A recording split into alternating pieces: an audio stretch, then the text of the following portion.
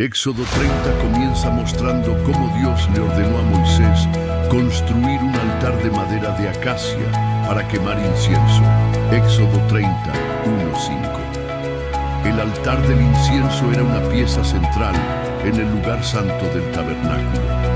Este altar, más pequeño que el altar del holocausto, debía construirse con madera de acacia, una madera duradera y resistente, común en la región del Sinaí. La madera debía estar recubierta de oro puro, lo que indicaba la preciosidad y santidad de este mueble. Sus dimensiones eran relativamente pequeñas, un codo de largo y ancho, aproximadamente 45 centímetros, y 2 codos de alto, aproximadamente 90 centímetros. El altar debía colocarse delante del velo que separaba el lugar santo del lugar santísimo, donde Dios se reuniría con Moisés. Aarón, como sumo sacerdote, debía quemar incienso en él, cada mañana y cada tarde. Éxodo 36:8. Este incienso no era común, sino que se preparaba según una fórmula específica dada por Dios. Éxodo 30, 34, 38. El humo del incienso quemado en este altar ascendía hasta el velo. Existe una conexión en la Biblia entre la imagen del incienso y la oración del pueblo de Dios.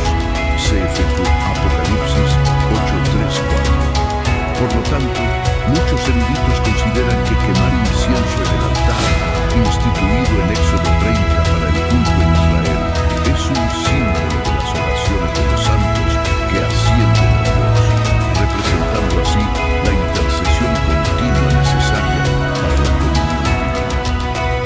También es interesante notar que en Éxodo 30, Dios prohibió ofrecer incienso extraño, holocaustos u ofrendas de grano en este altar. Solo se podía quemar el incienso prescrito por Dios, lo que enfatiza la necesidad de obediencia y pureza en el culto. Éxodo 39. Además, una vez al año, en el día de la expiación, Aarón debía hacer expiación sobre los cuernos del altar con la sangre de la ofrenda por el pecado. Esto demostraba la necesidad constante de purificación, incluso para los elementos de la adoración en el contexto del Antiguo Testamento. El rescate de los israelitas. Éxodo 30, 11-16. En la segunda sección de Éxodo 30, Dios ordenó a Moisés que cada israelita pagara un rescate por su vida al ser contado en el censo, para que no hubiera plaga entre ellos. Este rescate recordaba al pueblo que sus vidas pertenecían a Dios. Éxodo 30, 11-12. Por lo tanto, se puede decir que el censo no era una simple encuesta de población. Estaba íntimamente ligado a un acto de expiación y reconocimiento de la soberanía divina sobre la vida de cada israelita. Todo hombre de 20 años o más debía pagar medio ciclo como ofrenda al Señor. Este medio ciclo era la moneda estándar de la época y la utilizada era el ciclo del santuario, estandarizado para garantizar la exactitud. Todos debían pagar por igual, ricos y pobres. Este dinero se utilizaría para el servicio del tabernáculo, sirviendo no solo como un recordatorio continuo de la redención de Dios, sino también demostrando que la participación en el culto incluía responsabilidad financiera y comunitaria personal.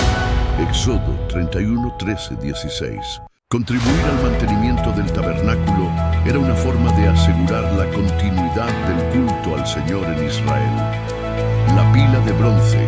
Éxodo 30, 17-21. En la tercera sección de Éxodo 30, Dios instruyó a Moisés que hiciera una pila de bronce para el lavamiento ritual. Éxodo 30, 17-21. Esta pila se colocaría entre la tienda de reunión y el altar del holocausto. Su ubicación estratégica enfatizaba la necesidad de purificación antes de acercarse a Dios. La función principal de la pila de bronce era proporcionar agua para el lavamiento ritual de los sacerdotes. Aarón y sus hijos debían lavarse las manos y los pies cada vez que entraban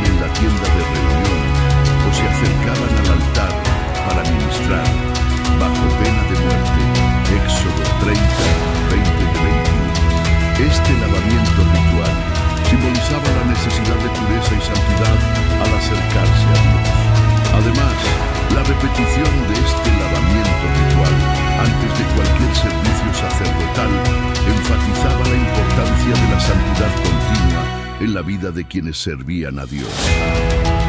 El aceite de la unción, Éxodo 30, 22, 33. En Éxodo 30, Dios también dio a Moisés instrucciones detalladas para preparar el aceite de la santa unción. Éxodo 30, 22, 33. La fórmula prescrita era específica y debía seguirse estrictamente. E incluía mirra, canela, cálamo aromático, casia y aceite de oliva. Éxodo 30, 22, 25. Estos ingredientes se mezclaban para crear un aceite de unción único. La precisión en la composición reflejaba la santidad y singularidad del aceite, diferenciándolo de cualquier otro aceite en Israel.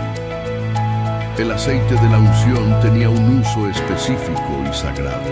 Debía usarse para ungir el tabernáculo, el arca del testimonio, la mesa y todos sus utensilios, el candelabro y sus utensilios, el altar del incienso, el altar del holocausto con todos sus utensilios, y la fuente y su base. Éxodo 30, 26, 28. Además de los objetos sagrados, Aarón y sus hijos también debían ser ungidos con este aceite, consagrándolos al sacerdocio. Éxodo 30, 30. Por lo tanto, la unción con el aceite santo consagraba todo lo ungido, reservándolo para el servicio exclusivo de Dios. Esta consagración implicaba santidad y pureza, destacando la seriedad y reverencia con que debía realizarse el servicio en el tabernáculo. El versículo 32 aclara además que el aceite no podía usarse para ninguna otra persona ni propósito. El mal uso del aceite de la unción estaba estrictamente prohibido.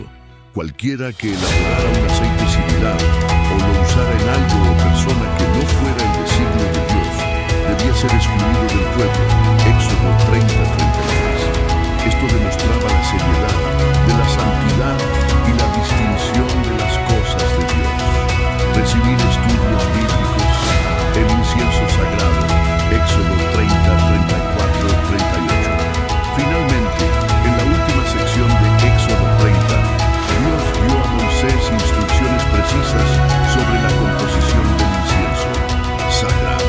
La fórmula incluía ingredientes como estoraque, gálbano, ónice e incienso puro. Éxodo 30, 34, 36. El incienso sagrado debía molerse hasta convertirlo en polvo y usarse en el altar del incienso, que se encontraba delante del velo que separaba el lugar santo del lugar santísimo. Este incienso se quemaba diariamente por la mañana y por la noche, junto con la ofrenda continua de incienso. Éxodo 30, 7, 8. Dios ordenó claramente que el incienso sagrado se usara exclusivamente en el tabernáculo. Éxodo 30, 37. Cualquier uso fuera de este marco sería severamente castigado. Cualquiera que usara la fórmula del incienso dada por Dios con un propósito indebido sería separado del pueblo del pacto. Éxodo 30, 37, 38. Esto reforzó el concepto de santidad y exclusividad en la adoración a Dios. Conclusión y aplicación de Éxodo 30.